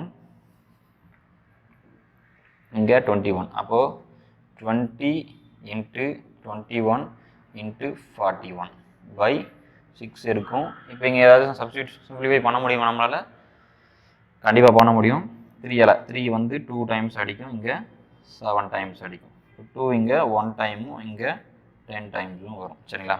சரி, இப்போது 10 இன்ட்டு 7 இன்ட்டு 41 பண்ணலாங்களா? இப்போ ஆட்டோமேட்டிக் ஈஸியாக நம்ம 7 இன்ட்டு 41 பண்ணிட்டா 10 இன்ட்டு ரிமைனிங் பண்ணிக்கலாம் ஈஸியாக. 7 இன்ட்டு 41 இருக்கும் 287 இல்லைங்களா? 287 அதாவது 7 இன்ட்டு 41 287 இன்ட்டு 10 நமக்கு என்ன கிடச்சிங்க? 2870. சரிங்களா? அதாவது sum of first 20 natural square numbers is 2870. சரிங்களா? அதாவது முதல் 20 இயல் எண்களின் வர்க்கங்களின் கூடுதல் 2870. சரிங்களா? நம்ம சம் சால்வ் பண்ணி பார்த்தோம். இப்போ நீங்கள் ஒரு கேள்வி சால்வ் பண்ணுங்கள், கொஸ்டின் சால்வ் பண்ணுங்கள். Find the sum of first 10 natural square numbers. சரிங்களா? Find the sum of first 10 natural square numbers. முதல் 10 இயல் எண்களின் வர்க்கங்களின் கூடுதல் காண்க. முதல் 10 இயல் எண்களின் வர்க்கங்களின் கூடுதல் காண்க. கண்டுபிடிங்க பார்க்கலாம். அது எப்படி அமைஞ்சிருக்கும்? சால்வ் பண்ணுங்க. முதல் 10 எப்படி இருக்கும்? இந்த மாதிரி அமைஞ்சிருக்கும். 1 square plus 2 square plus 3 square plus அப்படியே dot dot dot dot dot டாட்னு போனால் உள்ளே இருக்குன்னு அர்த்தம் ஆகிடுச்சு. சரிங்களா? அப்போ 10 ஸ்கொயர். இது வரைக்கும் இதோட சம் என்ன சொல்லி கேட்டிருக்காங்க. ஜஸ்ட் ட்ரை பண்ணுங்கள், சப்ஸ்டியூட் பண்ணுங்கள். என்ன இருக்கிறதுல என்ன சப்ஸ்டியூட் பண்ணுங்க? எத்தனை உறுப்புகள்? 10 அவனே கொடுத்துருவா இல்லைங்களா? அப்போ மொத்தம் 10 உறுப்புகள் இருக்கும். அதோட கூடுதல் நம்ம கண்டுபிடிக்கணும். இப்போ இங்கே n இஸ் ஈக்குவல் டு நமக்கு என்ன ஆகிடுச்சு? n is equal to 10. சரி, சப்ஸ்டியூட் பண்ணிக்கங்க. அப்போது 10 இன்ட்டு 10 + 1 இன்ட்டு 2 இன்ட்டு 10 + 1 by 6. இப்போ மொத்தத்தையும் ஆட் பண்ணிங்கன்னா உங்களுக்கு 11 இங்கே 21. அப்போ 10 இன்ட்டு 11 இன்ட்டு 21 by 6 நம்ம ஆல்ரெடி அடித்தது தான். 3 அடிச்சுன்னா இங்கே 3 டைம்ஸும் சாரி 3 அடிச்சிங்கன்னா 2 டைம்ஸும் இங்கே 7 டைம்ஸும் அடி வாங்கும். அப்போ 2 வேறு எதுனா அடிக்க முடியுமா? நம்ம கடைசியாக நம்ம வந்து 10 அடிக்கணும் 5 டைம்ஸ். சரி, இப்போ 11 இன்ட்டு 7 77 77 இன்ட்டு 5 பார்த்தீங்கன்னா 350 385. சரிங்களா? அப்போ பார்த்தீங்கன்னா நமக்கு 385. சரிங்களா? அதாவது முதல் 10 இயல் எண்களின் வர்க்கங்களின் கூடுதல். சரிங்களா? அதாவது sum of first 10 natural square numbers is equal to 385. சரிங்களா? அடுத்து நம்ம மூவ் ஆயிடலாங்களா அடுத்த வினாக்கு? ஓகே, நெக்ஸ்ட் பார்த்தீங்கன்னா வர்க்கம் அப்படி இருந்தது, ஸ்கொயர் வந்து முதல் n இயல் எண்களின் கணங்களின் கூடுதல். கணங்களின்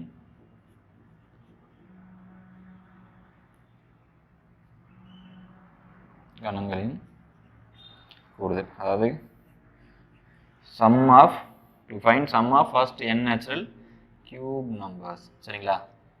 அதுக்கு ஃபார்முலா பார்த்தீங்கன்னா நம்ம ஆல்ரெடி தெரிஞ்சது தான். இயல் எண்களுக்கு கூடுதலுக்கு என்ன ஃபார்முலா பார்த்தோம்? n into n plus 1 by 2. இது அப்படியே ஹோல் ஸ்கொயர் எடுத்துட்டோம் அப்படின்னா நமக்கு கணங்களோட கூடுதல் கிடைச்சிடும். சரிங்களா? சரி, பார்த்துடலாம். நாம இதுக்கு எக்ஸாம்பிள்ஸ் பார்த்துடலாம்.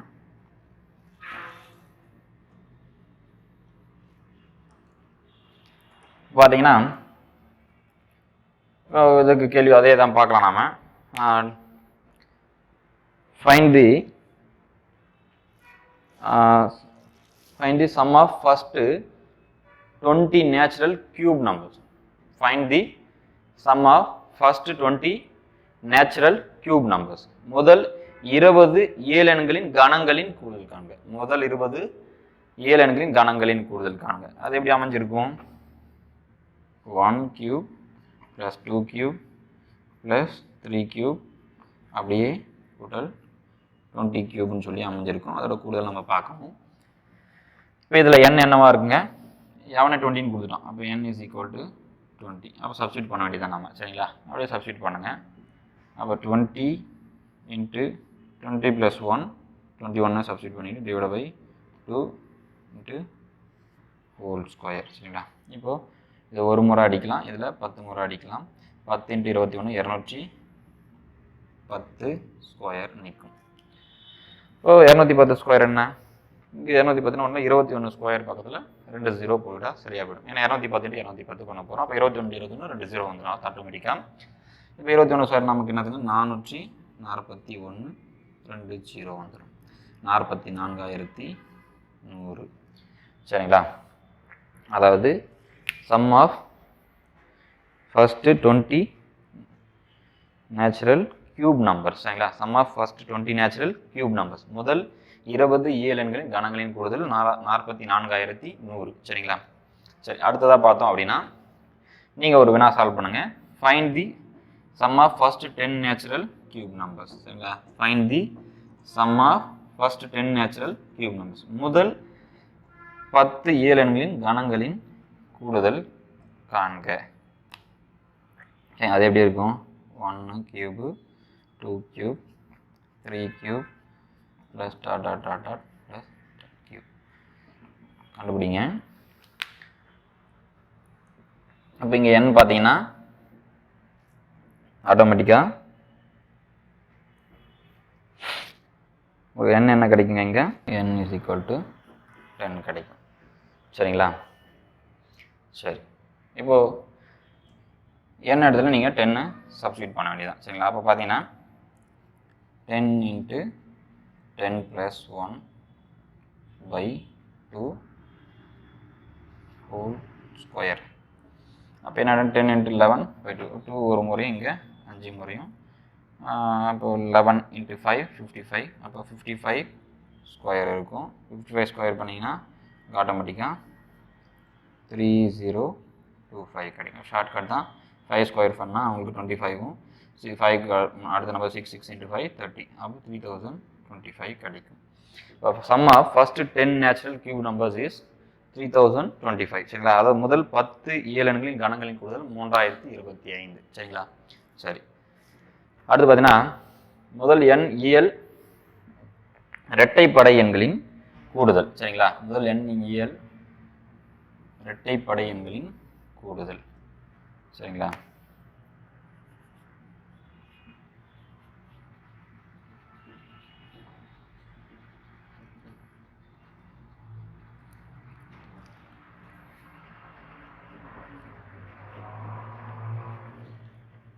find the sum of first n natural even numbers. சரிங்களா?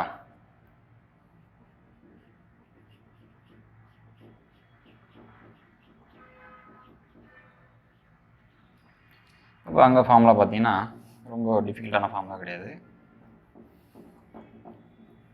நமக்கு என்ன வரும் n இன்ட்டு n + 1 அவ்வளோதாங்க. சரிங்களா? ஓகே. அதாவது n² என்னன்னு நீங்கள் சொல்லலாம். இதை பெருக்குன்னா உங்களுக்கு n² n தான் கிடைக்கும். சரிங்களா? அதாவது முதல் எண்ணியல் இரட்டைப்படை எண்களின் கூடுதல். அது பார்த்தீங்கன்னா எப்படி இருக்கும், ரெண்டு மடங்குகளாக இருக்கும் மொத்த எண்களுமே. இதை நீங்கள் எப்படி எடுக்கலாம், r போட்டு n into n n² plus n into 1 n இருக்கும். சரிங்களா? அப்போ n² ப்ளஸ் n சொல்லலாம். சரிங்களா?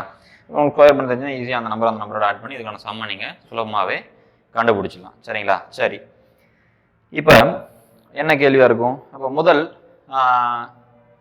20 இரட்டைப்படை எண்களின் கூடுதல் காண்க அப்படின்னு சொல்லுவாங்க. முதல் 20 இரட்டைப்படை, find the sum of first 20 natural even numbers. முதல் 20 இரட்டைப்படை எண்களின் முதல்னா அதை 7 தான் வந்துடும். முதல் இரட்டைப்படை 20 இரட்டைப்படை எண்களின் கூடுதல், find the sum of first 20 even numbers அப்படின்னு சொல்லி கேட்குறாங்க. சரி, அப்படி பார்த்தீங்கன்னா என்ன வரும் நமக்கு, ஃபர்ஸ்ட் 20 ஈவன் நம்பர்ஸ் பார்த்தோன்னா அப்போ n அவன் என்ன கொடுத்துருவாங்க நமக்கு, n = 20 நம்பர்ஸ் தான் கேட்டாலே 20 ஈவன் நம்பர்ஸ். அப்போ n = 20. அப்போ ஆட்டோமேட்டிக்காக நீங்கள் அப்ளை பண்ண வேண்டியது தான். அப்போ என்ன வரும் ஃபார்முலா, n இன்ட்டு n + 1. அப்போது n into n + 1 n 20 into 20 + 1 21. அப்போது 20 இன்ட்டு 21 என்னதுங்க, ஆட்டோமேட்டிக்காக உங்களுக்கு 420 கிடைக்கும். சரிங்களா? ஓகே. அதை 20² 400 + 20 அப்படி எடுத்துக்கிட்டிங்கன்னா 420 கிடைக்கும். சரிங்களா? அப்போ முதல் 20 இரட்டைப்படை எண்களின் கூடுதல் 420. Sum of first 20 even numbers is 420. சரிங்களா? சரி, இதுவே கேள்வி இப்படி கேட்குறான்னு வச்சுக்கோங்க, மாற்றி கேட்டாலும் கொஞ்சம் குழப்பிடுவாங்க. எப்படி கேட்பாங்க அப்படின்னு சொல்லி பார்த்தீங்கன்னா, find the sum of even numbers till 20. சரிங்களா? 20 வரையுள்ள இரட்டைப்படை எண்களின் கூடுதல். இப்போ கேள்வியோட வித்தியாசம் புரிஞ்சுக்கணும். ஃபர்ஸ்ட் 20 ஈவன் நம்பர்ஸ் அப்படிங்கிறப்ப என்னதுங்க 20 வந்தது. இப்போ டில் 20 அப்படின்னு சொல்லி கேட்குறான், find the sum of even numbers till 20. சரிங்களா? 20 வரையுள்ள இரட்டைப்படை எண்களின் கூடுதல். 20 வரைக்கும் அப்படின்னு சொல்லி பார்த்தீங்கன்னா எத்தனை இரட்டைப்படை இருக்கும், 1 to 20 நம்பர்ஸ் இருக்குங்க. அதில் 20 வரைக்கும் பார்த்தீங்கன்னா பாதி ஒற்றைப்படை எண்கள் பாதி இரட்டைப்படை எண்களாக இருக்கும் இல்லையா, ஆட்டோமேட்டிக்காகவே. நம்ம by 2 போடுவோம். மொத்தம் 20னா by 2 போட்டோம்னா 10 இல்லையா. அப்போ 1லேருந்து 20 வரைக்கும் மொத்தம் எத்தனை இரட்டைப்படை எண் இருக்கும், 10 தான் இருக்கும். 20 till 20 பார்த்தீங்கன்னா அப்போ தானே n = நமக்கு ஆட்டோமேட்டிக்காக 10 கிடச்சிடும். அப்போ நீங்கள் ஃபார்முலாவில் அப்படிங்கும்போது 10² + 10, 10² 100, 100 + 10 110. சரிங்களா? அப்போ sum of first 10 even numbers அப்படின்ற மாதிரி ஆகிடும். சரி, அதாவது sum of even numbers till 20 is 110. 20 வரை உள்ள இரட்டைப்படை எண்களின் கூடுதல் என்னதுங்க நமக்கு 110 அப்படின்னு சொல்லி கிடைக்கும். சரிங்களா? சரி, அடுத்து இரட்டைப்படை முடிச்சாச்சுன்னா ஒற்றைப்படை எண்களின் கூடுதல். சரிங்களா? முதல் எண்ணியல் ஒற்றைப்படை எண்களின் கூடுதல். சரிங்களா? அதாவது சம் ஆஃப் ஆட் நம்பர்ஸ். சரிங்களா? சரி, அதுக்கு ஃபார்முலா பார்த்தீங்க அப்படின்னா ரொம்ப சிம்பிள் தான் உங்களுக்கு. சரிங்களா? n² அப்படின்னு சொல்லி வரும். சரிங்களா? n² அப்படின்னு சொல்லி வரும். உங்களுக்கு ஸ்கொயர் பண்ண தெரிஞ்சாலே போதுமானது. சரிங்களா? இப்போ ஏதாவது கேட்குறான், முதல் 50 ஒற்றைப்படை எண்களின் கூடுதல் காண்க. முதல் 50 ஒற்றைப்படை எண்களின் கூடுதல். சரிங்களா? முதல் 50னா என்ன, அப்போ n = என்ன கொடுத்தான், 50 எண்கள் கொடுத்தான். அப்போ n², 50 ஸ்கொயர் பண்ணிங்கன்னா உங்களுக்கு என்ன கிடைக்கும், 2500. சரிங்களா? அப்போ முதல் 50 ஒற்றைப்படை, sum of first 50 odd numbers இல்லையா, odd numbers is equal to 2500. சரிங்களா? அப்போ அதுவே find the sum of odd numbers till 50 அப்படின்னு சொல்லி கொடுத்துட்டாங்கன்னா அதே வித்தியாசம் தான், கேள்வி வித்தியாசம் போனாடி இது. அதாவது ஃபர்ஸ்ட் சம் ஆஃப் ஃபர்ஸ்ட் 50, அதாவது find the sum of odd numbers 50, first 50 odd நம்பர்ஸ்னு சொல்லி கேட்டாங்கன்னா 50² n = 50 கிடைக்குது.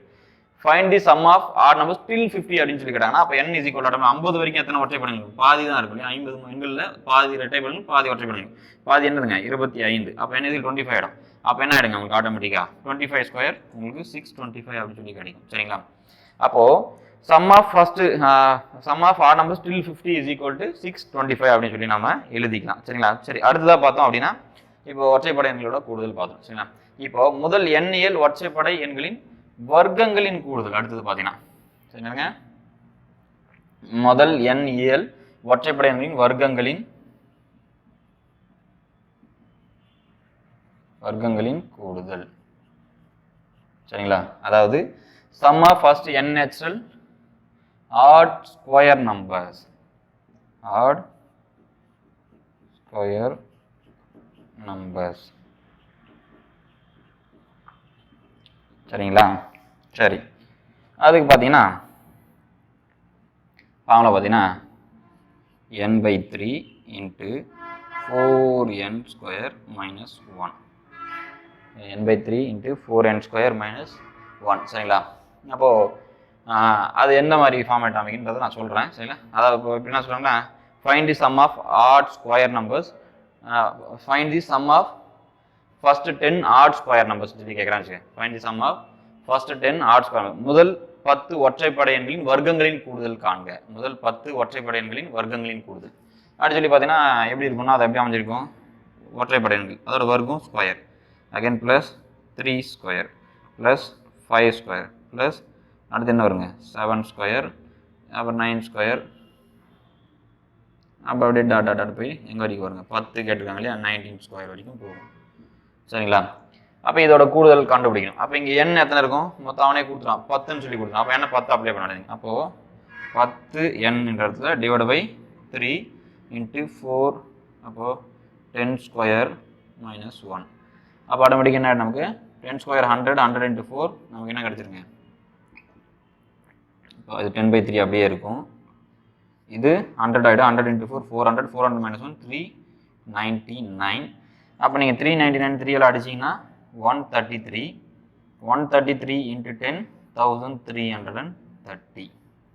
ஃபார்முலா படியே நீங்கள் சால்வ் பண்ணிங்கன்னா உங்களுக்கு ஈஸியாக விடை கிடைச்சிடும். சரிங்களா? அதாவது sum of first sum of odd number, odd square numbers, first 10 odd square numbers, sum of first 10 odd square numbers, முதல் 10 ஒற்றைப்படை எண்களின் வர்க்கங்களின் கூடுதல். Formula n/3 into 4n square minus 1. சரிங்களா? சரி, அடுத்த கேள்வி நீங்கள் சால்வ் பண்ணுங்க பார்க்கலாம்.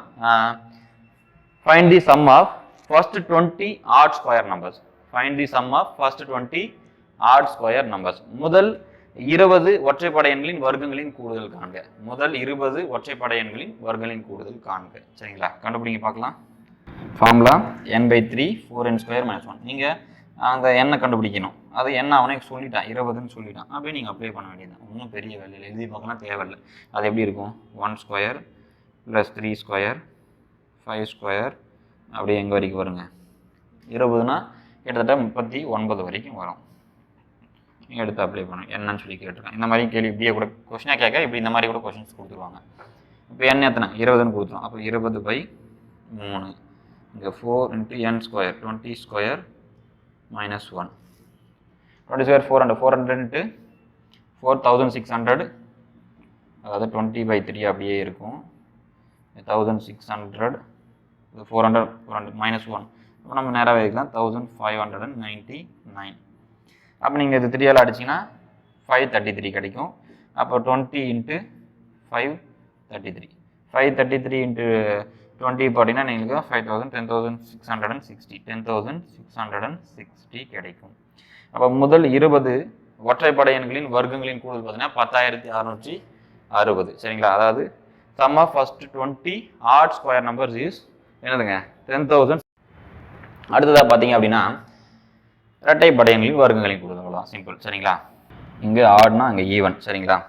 இதுக்கு ஃபார்முலா பார்த்தீங்கன்னா 2n into n plus 1 into 2n plus 1/3.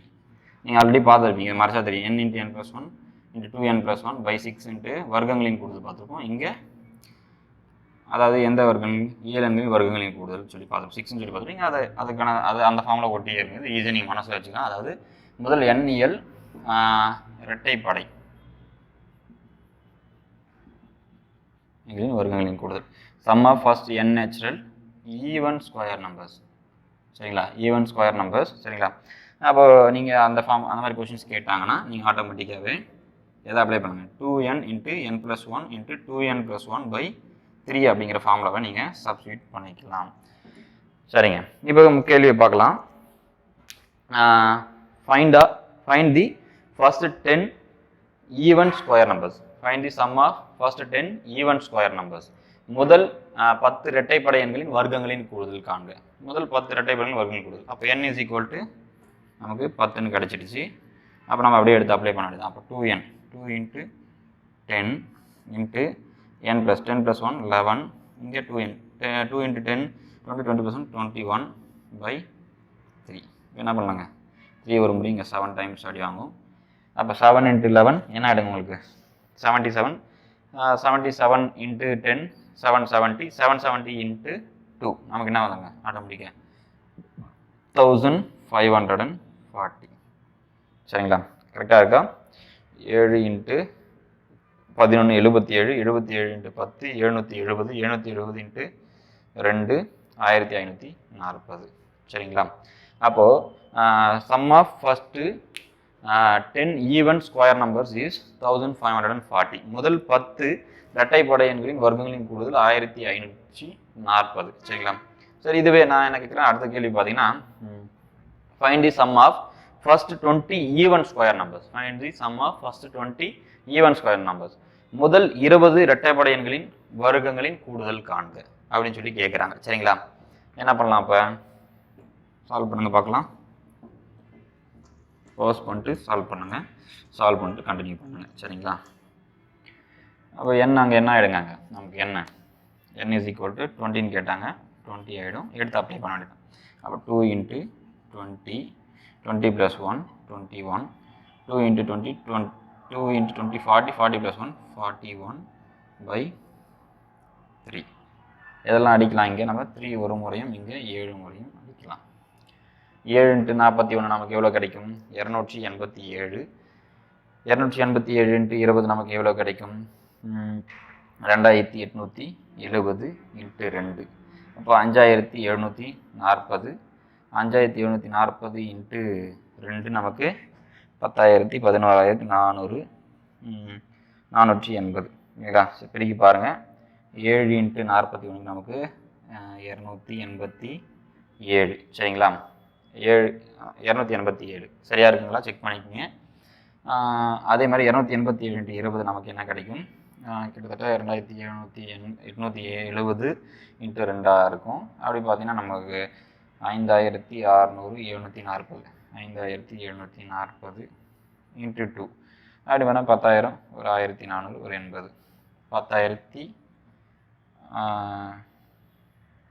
10,000 ஒரு 11,480.